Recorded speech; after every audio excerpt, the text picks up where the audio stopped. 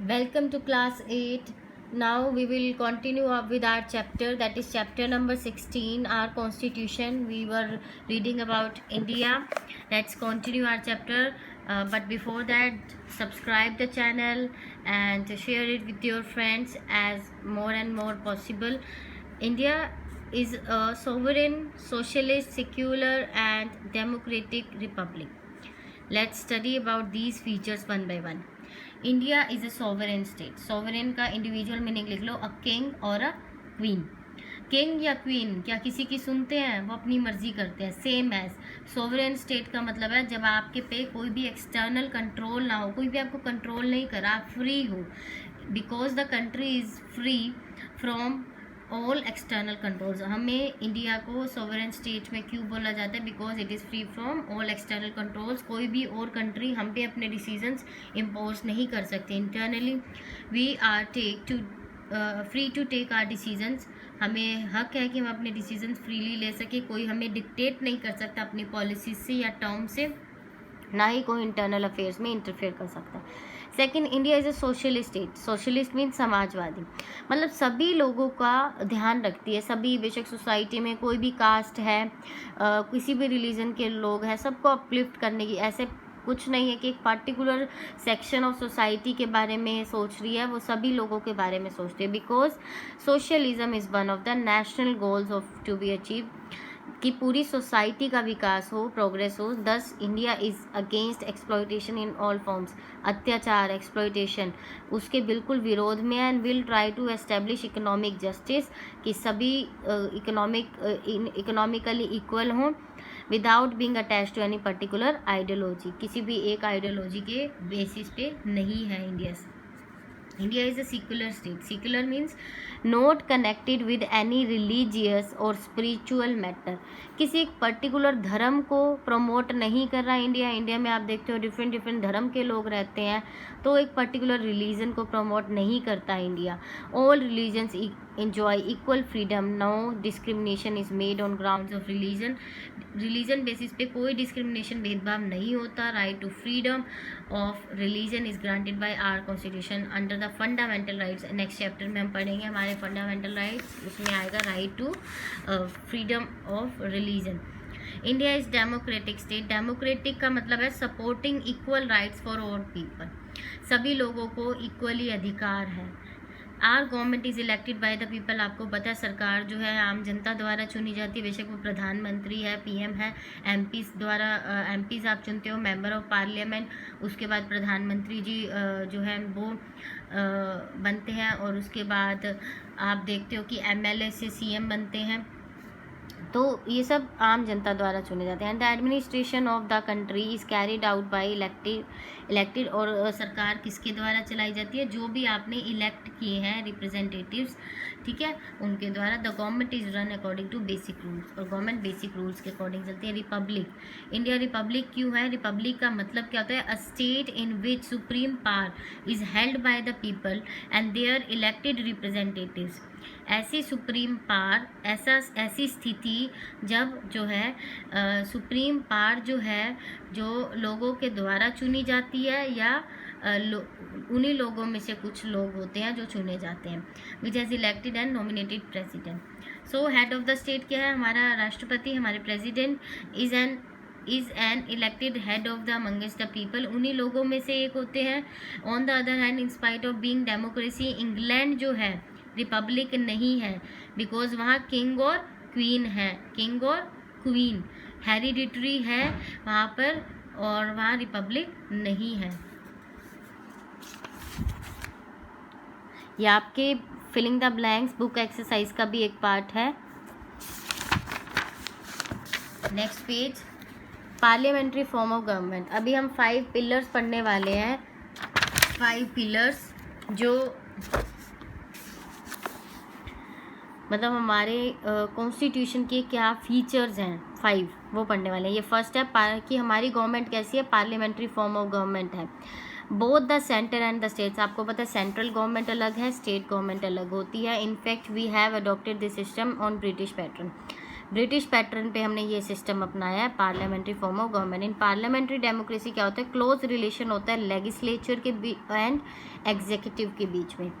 And the council of minister is constituted from Among Us the member of let us read this again. The council of ministers is constituted from amongst the members of legislature. It holds the office as long as it continues to enjoy the confidence of the legislature. And the parliamentary form of government में head जो है वो president होता है, and president in the president in case of India president है, nominal head है जो हमारा। And all though he she enjoys many part but in practice all this parts. आपको पता है हमारा, अगर हम अपने देश के प्रेसिडेंट की बात करें वो ज़्यादा आगे नहीं आते, है ना। कौन सबसे ज़्यादा हमें, अगर हम लॉकडाउन की भी बात करें तो उसमें हमें कौन भाषण दे रहे हैं, ज़्यादातर मोदी जी दे रहे हैं, हमारे प्राइम मिनिस्टर जी। तो बेसिकली पार्ट्स जो हैं वो ज़्यादा होती तो प्रेसिडेंट के पास है, बट उन पार्ट्स को यूज़ ज़्यादा कौन करता है, प्राइम मिनिस्टर। मतलब होती पार्ट्स प्रेसिडेंट के पास ही हैं, लेकिन प्रेसिडेंट जो है without concern with the prime minister कोई भी डिसीजन नहीं लेते हैं। Next is yes next is federal and the unitary. The constitution of federation मतलब फेडरेशन के अकॉर्डिंग रिटन और रिजिड होना चाहिए, और सेंटर और स्टेट में डिवाइड होनी चाहिए। फेडरल सिस्टम का मतलब ही ये है कि दो हाउसेस में डिवाइड कर दो, upper house and the lower house, Lok Sabha and Rajya Sabha.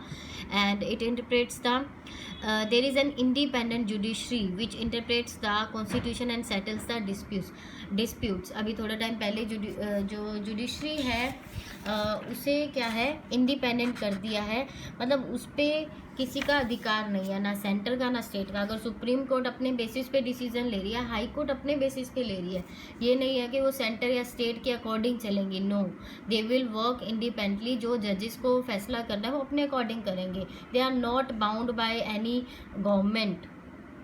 Accordingly India जो है उसका फेडरल सिस्टम तो है, बट एक डिफरेंस है क्या, द सेंट्रल गवर्नमेंट जो है वो एक यूनियन गवर्नमेंट की तरह है। यूनियन गवर्नमेंट क्या होता है, साथ मतलब जो काम करते हैं मिलकर काम करें। Is so powerful that time it appears India is not really a federation but a unitary state.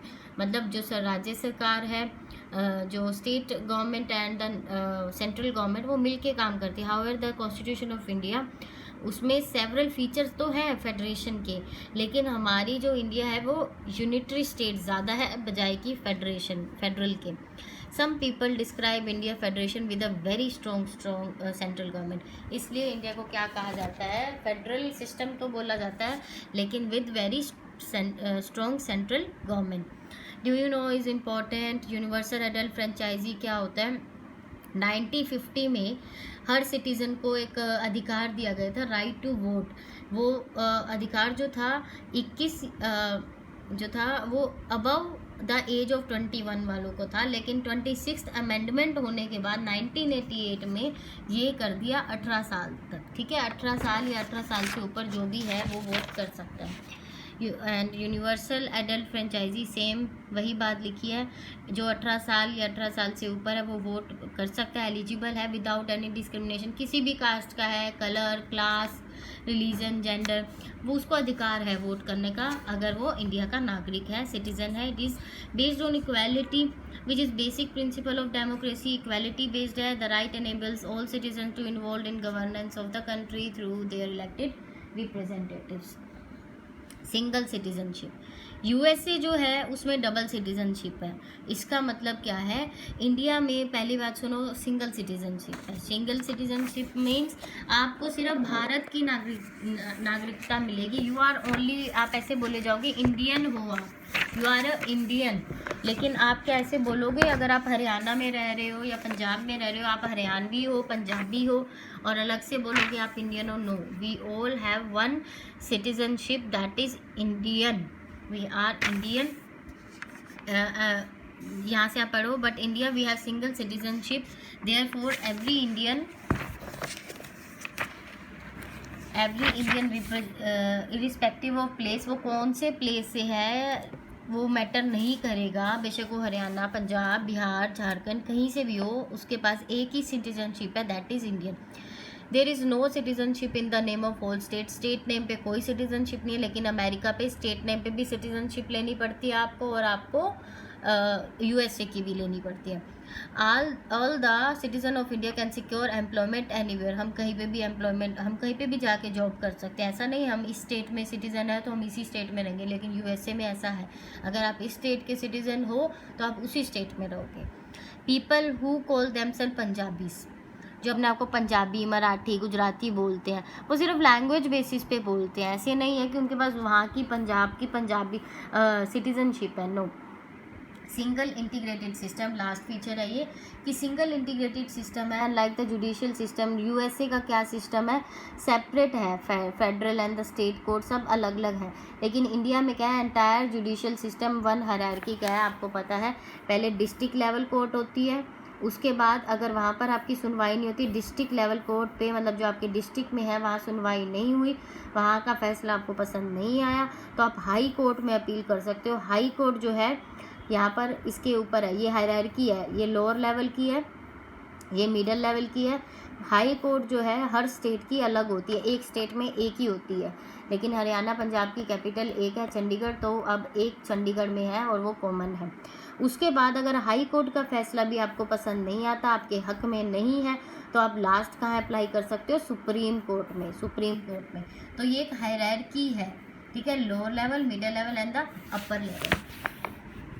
लेकिन the Supreme Court of India and the high courts form a single integrated judicial system for the with jurisdiction over all laws. The high court have the right, high court पास right है कि वो subordinate courts में जाके देख सकता है कि क्या चल रहा है। सबॉर्डिनेट कोर्ट्स मतलब, अब जैसे हाई कोर्ट जो है हरियाणा की मानते हैं चंडीगढ़ जो है, ठीक है, तो जो चंडीगढ़ वाली हाई कोर्ट है वो अपने सबॉर्डिनेट कोऑर्डिनेट्स मींस हरियाणा के जितने भी डिस्ट्रिक्ट हैं वहाँ की कोर्ट्स में जाके इंस्पेक्शन कर सकता है, सुपरविजन कर सकता है।